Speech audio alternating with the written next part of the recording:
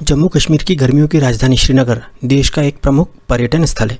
यदि आप धरती का स्वर्ग अर्थात कश्मीर घूमने की योजना बना रहे हैं तो श्रीनगर कैसे पहुंचे, ये आपके सामने सबसे बड़ा सवाल होता है। श्रीनगर तक सीधी रेल सेवा नहीं है, यहाँ केवल सड़क और वायु मार्ग के जरिए ही पहुंचा जा सकता है।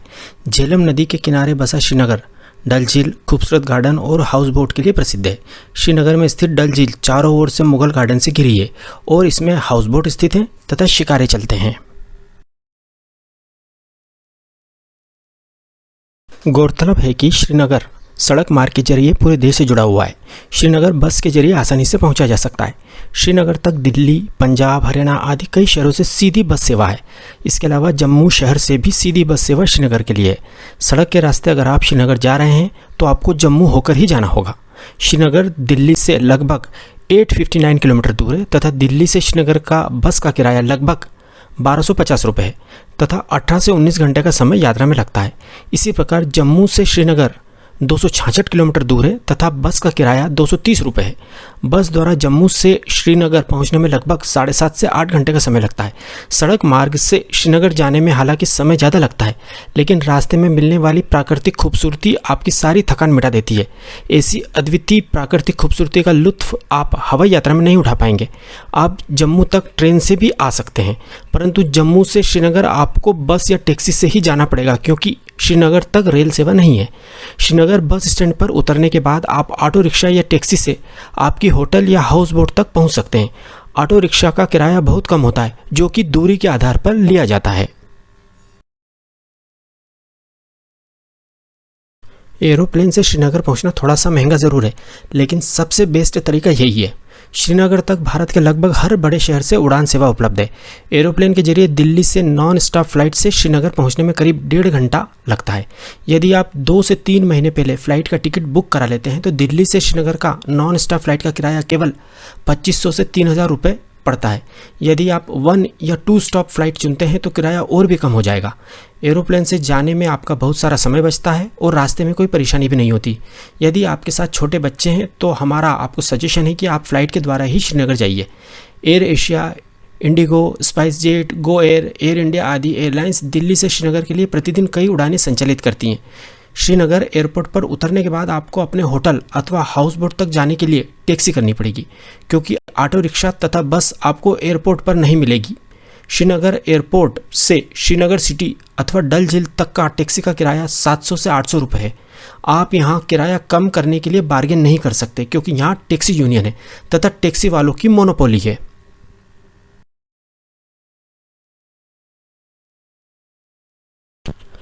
शायद ही कोई ऐसा पर्यटक होगा जो श्रीनगर की डल झील के हाउस बोट में कुछ समय न बिताना चाहे।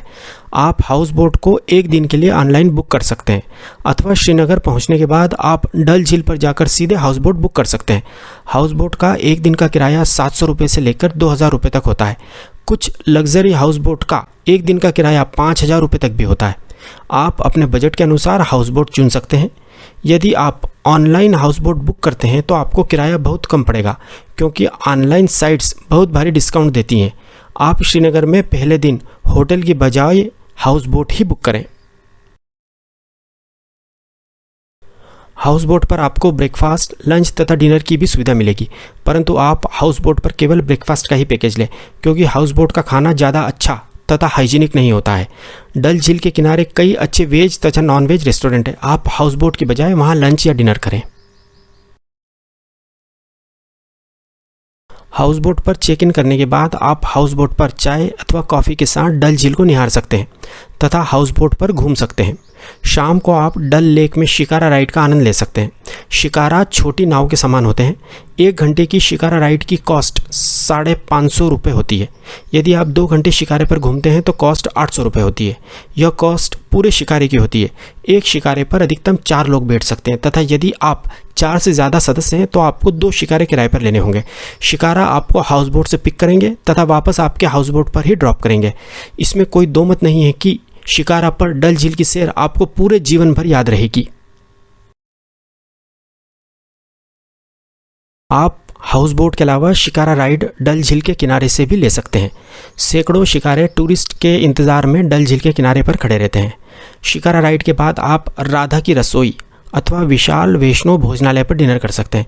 यह दोनों रेस्टोरेंट वेजिटेरियन है, खाना बहुत स्वादिष्ट है तथा रेट भी रीजनेबल है।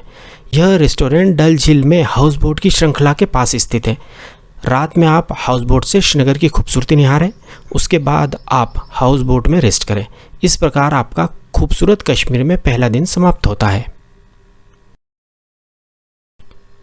दूसरे दिन आप सुबह हाउस बोट पर ब्रेकफास्ट करें तथा अपना सामान पैक करें तथा पहलगांव के लिए प्रस्थान करें। हाउस बोट से आप नाव के द्वारा किनारे पर आएं तथा किनारे पर सैकड़ों टैक्सी खड़ी रहती हैं। उनमें से एक को आप पहलगाम जाने के लिए बुक करें। श्रीनगर से पहलगाम की दूरी लगभग 152 किलोमीटर है तथा टैक्सी का किराया 2500 रुपये है। टैक्सी वाला आपको रास्ते में कई खूबसूरत साइट्स जैसे कि अवंतीपुर रुइंस दिखाता हुआ ले जाएगा।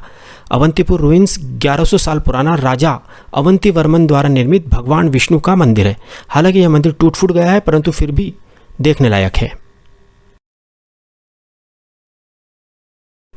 पहलगांव पहुंचने में आपको 5 घंटे का समय लगेगा, इसलिए आप रास्ते में किसी अच्छे ढाबे पर लंच कर लें। आपकी टैक्सी का ड्राइवर आपको इस मामले में गाइड कर देगा। यदि आप श्रीनगर से 10 बजे सुबह पहलगांव के लिए निकलते हैं तो आप रुकते रुकते तथा सुंदरता का आनंद लेते हुए भी जाएंगे, तो भी आप 3 से 3:30 बजे तक आराम से पहलगांव पहुंच जाएंगे। यदि आपने पहले से होटल बुक कर रखा है तो आप वहां जाएं। यदि आपने ऑनलाइन होटल बुक नहीं किया है तो टैक्सी वाले की मदद से अपने बजट के हिसाब से 800 रुपये से 2000 रुपये पर डे का होटल बुक कर सकते हैं। इसके बाद आप पेमेंट देकर टैक्सी वाले को छोड़ दें तथा होटल में चेक इन करें। शाम की चाय या कॉफ़ी आप होटल के बाहर लान में बर्फीले पहाड़ों को देखते हुए पिए। यदि आपका मन करे तो आप होटल से बाहर वैली में टहलाएं। इसके बाद रात का खाना आप होटल में ही खाएं तथा रात में आराम करें। इस प्रकार आपका मैजेस्टिक कश्मीर में दूसरा दिन समाप्त होता है। तीसरे दिन सुबह पहलगांव में अपने होटल में ब्रेकफास्ट करने के बाद आप होटल से ही चंदनवारी, बेतवा वैली तथा अरू वैली के लिए टैक्सी बुक कर सकते हैं। इन तीनों स्पॉट्स को घुमाने का टैक्सी का किराया 1500 रुपये से 1800 रुपये के बीच है। पहलगांव से चंदनवारी केवल 15 किलोमीटर दूर है। चंदनवारी एक बहुत ही खूबसूरत स्पॉट है जहां से ऊंचे पहाड़, झूमते पेड़ और रंग बिरंगे फूल दिखते हैं। यदि आप यहां अप्रैल से अक्टूबर के महीने में आते हैं तो आपको वास्तव में लगेगा कि आप जन्नत में आ गए हैं। आप यहीं स्थित किसी ढाबे पर लंच करें। इसके बाद आप बेताब वैली जाएं। 1983 में एक बॉलीवुड रोमांटिक फिल्म आई थी जिसमें सनी देओल और अमृता सिंह एक साथ नजर आए थे। उस फिल्म की शूटिंग इसी घाटी में हुई थी। इस फिल्म के नाम पर ही इस घाटी का नाम बेताब वैली रखा गया है। नर्म घास के मैदान और हसीन पहाड़ियों से घिरी यह घाटी पहलगांव और चंदनवाड़ी के बीच स्थित है, जहां से एक मार्ग अमरनाथ मंदिर को भी जाता है। यह एक खूबसूरत और बेहद आकर्षक घाटी है जो हरे भरे घास के मैदान और बर्फीली चोटियों से घिरी हुई है। चंदनवाड़ी से लौटते समय आप बेताब वैली में घूमें।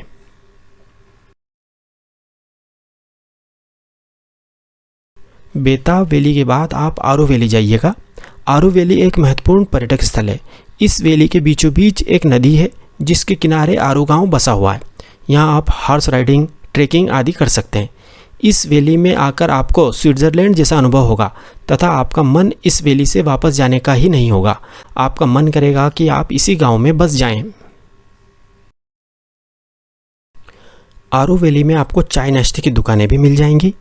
आरू वैली के बाद आप पहलगांव घूमते हुए अपनी होटल में आ जाएं तथा रात का डिनर अपनी होटल में ही करें। चौथे दिन आप होटल में ब्रेकफास्ट करके गुलमर्ग के लिए निकलें। पहलगांव से गुलमर्ग की दूरी 140 किलोमीटर है तथा पहलगांव से गुलमर्ग पहुंचने में 4 से 4.5 घंटे का समय लगता है। आपको आपकी होटल से ही गुलमर्ग के लिए टैक्सी मिल जाएगी। होटल वाले तत्काल टैक्सी बुला देते हैं।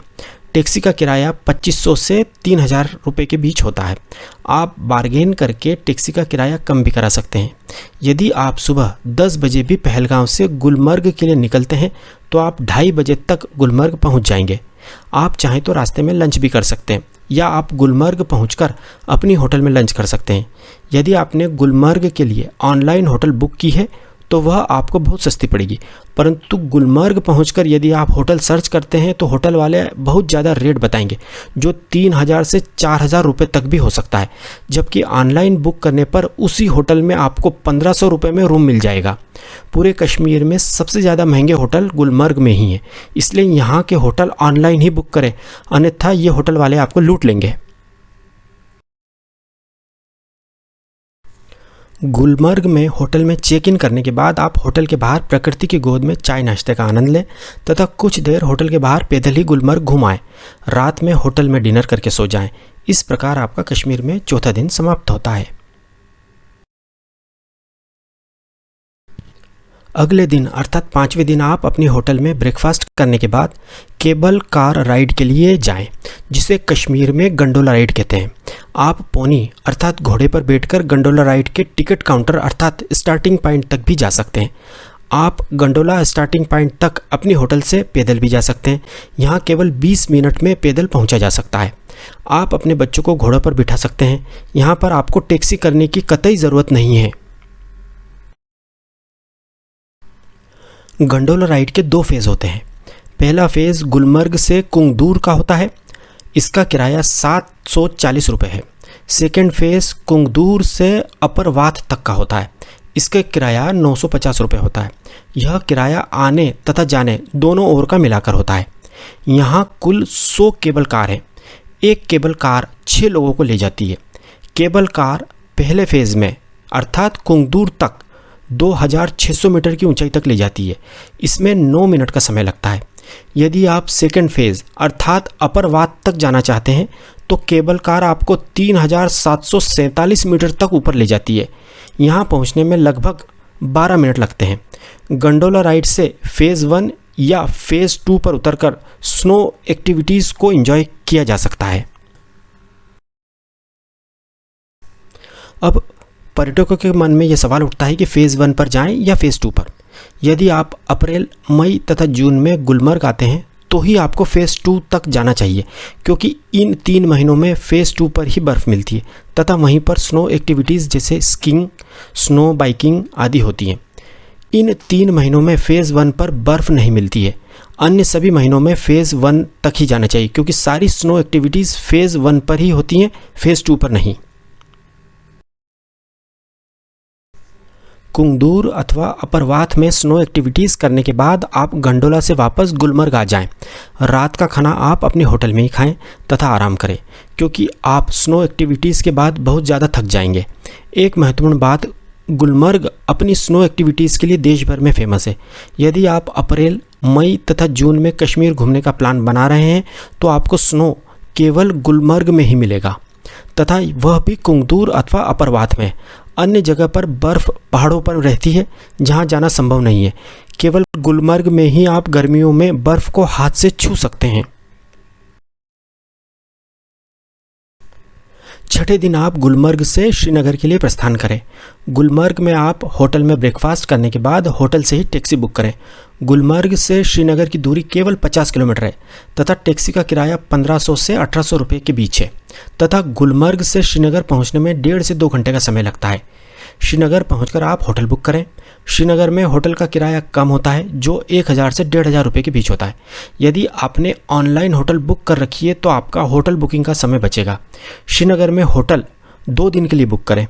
होटल में चेक इन करने के बाद आप टैक्सी बुक कर सकते हैं या ऑटो रिक्शा से श्रीनगर लोकल साइट सीन कर सकते हैं। यदि ट्यूलिप गार्डन खुला हो तो उसे अवश्य देखने जाइएगा।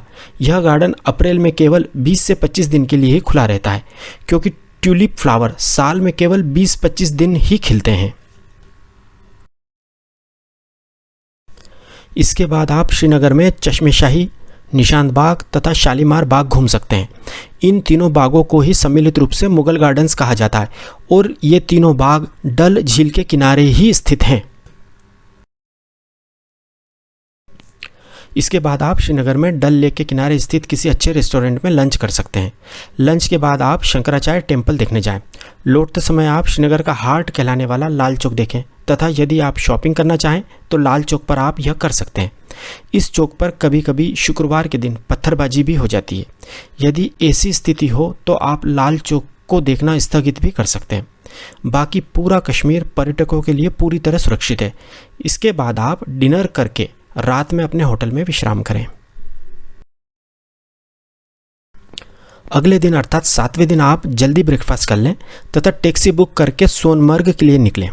सोनमर्ग श्रीनगर से 81 किलोमीटर दूर है तथा सोनमर्ग पहुंचने में 3 घंटे का समय लगता है। श्रीनगर से सोनमर्ग जाने तथा वापस आने का टैक्सी का अधिकतम किराया 2500 रुपये होता है। सोनमर्ग के लिए आप सुबह 8 बजे तक निकल जाएं ताकि आप सोनमर्ग 11 बजे तक पहुंच जाएं। सोनमर्ग को मिडोज ऑफ गोल्ड अर्थात सोने की घास वाली जगह कहते हैं। सोनमर्ग में आप पोनी राइड का आनंद उठाएं। सोनमर्ग में ही आप लंच करें। सोनमर्ग में घूमने के लिए 5 से 6 घंटे का समय काफ़ी होता है। आप सोनमर्ग से वापस श्रीनगर के लिए शाम को 4 बजे निकल जाएं ताकि आप अंधेरा होने से पहले श्रीनगर वापस आ जाएं। सोनमर्ग से श्रीनगर का रास्ता रात में बहुत ज़्यादा सेफ नहीं है। यदि आप ज़्यादा घूमना चाहते हैं तो सुबह श्रीनगर के होटल से और जल्दी सोनमर्ग के लिए निकलें। सोनमर्ग से वापस आने के बाद रात का खाना आप श्रीनगर में अपनी होटल में खाएं अथवा आप डल लेक के किनारे स्थित रेस्टोरेंट में भोजन करें। रात में अपनी होटल में विश्राम करें। अगले दिन अर्थात 8वें दिन सुबह का ब्रेकफास्ट करके आप होटल से चेकआउट करें तथा टैक्सी के द्वारा एयरपोर्ट अथवा रिक्शा के द्वारा श्रीनगर बस स्टैंड पर आ जाएं। होटल से एयरपोर्ट वापस जाने का टैक्सी का किराया 700 रुपये होता है। यदि आप फ्लाइट से दिल्ली या कहीं और जा रहे हैं तो एयरपोर्ट पर अपने गंतव्य स्थान के लिए बोर्डिंग करें। यदि आप बस से जा रहे हैं तो श्रीनगर से जम्मू के लिए बस का टिकट ले लें तथा वापस अपने घर की जर्नी एंजॉय करें।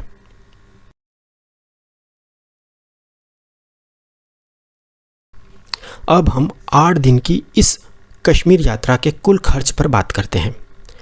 4 लोगों का दिल्ली से श्रीनगर तथा रिटर्न श्रीनगर से दिल्ली का फ़्लाइट का किराया 20,000 रुपये। 4 लोगों का 8 दिन का टैक्सी का कुल किराया 14,000 रुपये। 4 लोगों का 8 दिन का होटल तथा हाउस बोट का किराया 14,000 रुपये। 4 लोगों का 8 दिन का भोजन का खर्च 14,000 रुपये। 4 लोगों का 8 दिन का साइट सीइंग तथा एक्टिविटी का खर्च 10,000 रुपये।